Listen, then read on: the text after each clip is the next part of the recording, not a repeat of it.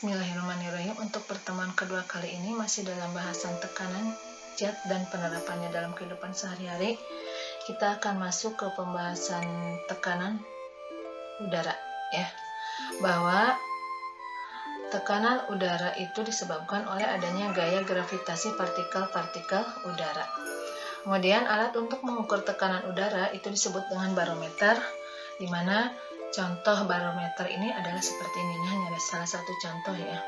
Kemudian tekanan udara itu juga mengalami perubahan. Kemudian setiap kenaikan 100 meter, tekanan udara akan turun sebesar 1 cm Hg.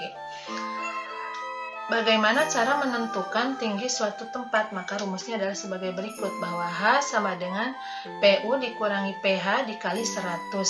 Tentunya 100 ini satuannya meter. Yang kedua, bagaimana cara menentukan tekanan udara di suatu tempat? Maka rumusnya PH sama dengan PU dikurangi H dibagi 100. Dengan H-nya ketinggian suatu tempat, PU-nya tekanan udara dengan nilai 76 cm Hg, ini setara dengan 1 atmosfer. pH-nya adalah tekanan udara di suatu tempat. Sebetulnya untuk tekanan gas atau udara banyak hukum yang berlaku, tapi ibu hanya ngambil satu, yaitu hukum Boyle, di mana bunyi hukum Boyle adalah hasil kali tekanan dan volume gas dalam ruang tertutup adalah tetap atau konstan asalkan suhunya tetap. Kita tuliskan dengan rumus P1 dikali V1 sama dengan P2 dikali V2. Dengan P-nya adalah tekanan gas dengan satuan atmosfer, V-nya volume gas, satuannya meter kubik gitu ya. Sementara alat-alat yang menggunakan prinsip hukum Boyle diantaranya adalah manometer tertutup, pipet tetes, pompa udara dan pompa air, alat suntik, kemudian ada kantung udara. Ini biasa adanya pada mobil ya.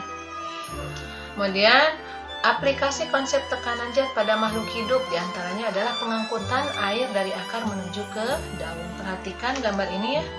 Air di dalam tanah akan diserap oleh rambut-rambut akar, kemudian dibawa menuju ke epidermis dengan proses osmosis, dibawa ke korteks, dibawa ke endodermis, dan akhirnya dibawa ke jaringan pengangkut di sil.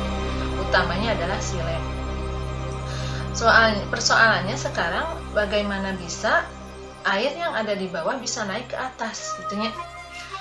Air dari akar bisa naik ke batang, kemudian bisa disalurkan ke seluruh tubuh, kemudian bisa diserap ke daun, itu karena adanya daya kapilaritas batang dan juga adanya daya isap daun.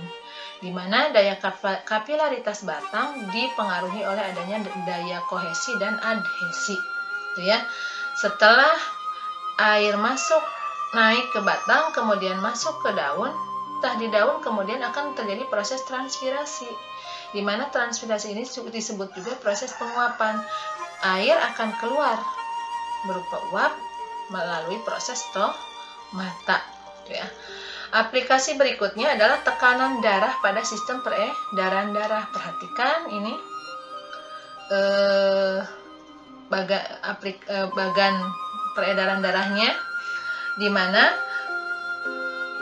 tekanan yang terdapat pada pembuluh darah memiliki prinsip kerja hukum Pascal karena merupakan tekanan yang terjadi di dalam ruang tertutup, di mana pada saat jantung memompa darah akan mendapatkan dorongan sehingga darah akan mendapatkan dorongan sehingga mengalir melalui pembuluh darah. Aplikasi berikutnya adalah tekanan darah pada sistem peredaran darah. Perhatikan animasi berikut ya, ini peredaran darahnya seperti ini ya. Tekanan darah yang terdapat pada pembuluh darah memiliki prinsip kerja pada hukum Pascal karena merupakan tekanan yang berada pada ruang tertutup, di mana pada saat jantung memompa darah akan mendapatkan dorongan sehingga mengalir melalui pembuluh darah. Saat mengalir melalui pembuluh darah inilah darah akan memberikan tekanan pada dinding pembuluh darah yang disebut dengan tekanan darah. Alat untuk mengukur tekanan darah kita ini disebut dengan sphygmomanometer. Alatnya seperti ini ya. Kemudian di sini tekanan darah normal manusia adalah 120 mm Hg atau per 80.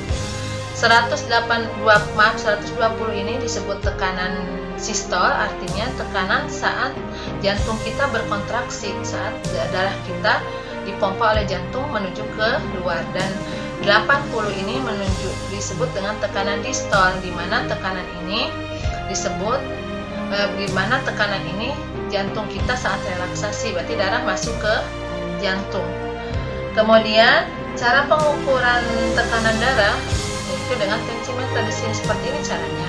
Adapun cara-caranya kalian pahami dan baca di buku. Yang ketiganya yaitu tekanan gas pada proses pernapasan manusia. Ini bagiannya ya.